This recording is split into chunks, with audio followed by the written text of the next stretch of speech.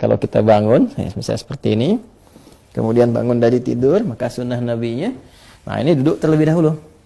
Ya, duduk dulu. Nah, menenangkan diri dulu. Ya, jadi duduk ini bisa mengondisikan keadaan kita tenang terlebih dahulu. Aliran darah berlangsung dengan baik. Kemudian juga ya perasaan yang mungkin juga agak sempoyongan, belum stabil, ya kan? Kita stabilkan terlebih dahulu. Nah, jadi tidak dianjurkan bangun langsung berdiri atau bahkan ke kamar mandi atau tergesa-gesa, tidak. Kita mengambil keseimbangan diri dulu, biarkan darah mengalir dengan nyaman, nafas teratur, duduk terlebih dahulu. Oke?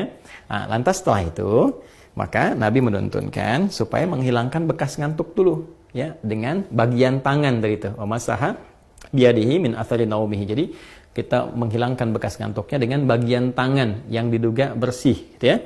Nah, jadi nanti ada di hadis lain bahwa saat bangun tidur nanti saat bersamaan kita akan wudhu, kita dianjurkan untuk cuci tangan terlebih dahulu, ya kan? Karena tidak menduga di bagian mana tangan ini bisa menyentuh hal-hal yang mungkin kotor.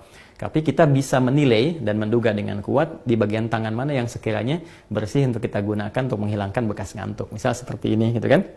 Nah, atau kalau kita duga baik, bersih, kita gunakan seperti ini juga. Nah, apa tujuannya? Pertama, untuk membangun kesadaran terlebih dahulu. Ya, sebelum kita berdoa atau sebelum membacakan ayat-ayat atau kalimat thayyibah, supaya doa yang dibacakan, ayat-ayat Quran yang dibacakan, kemudian nilai-nilai spiritual yang dimohonkan kepada Allah itu tersambungkan dengan khusyuk.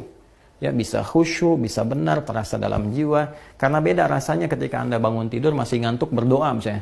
Doa bangun tidur gitu kan, atau baca beberapa ayat dari Al-Quran itu rasa kejiwanya akan berbeda dibandingkan ketika Anda menghilangkan rasa kantuk, ya, kemudian sudah mulai agak fokus, sudah lebih baik, ya. Kadang-kadang kan ada yang baru begini, gini, bangunnya jam 3 kan, tapi yang begini, tiba-tiba lihat jam, udah jam 4, ternyata 1 jam nggak sadar begini kan. Nah, karena itu tidak dalam jeda yang lama, nggak pakai lama, jadi duduk, kemudian hilangkan bekas ngantuknya, seperti ini, ya, bisa demikian.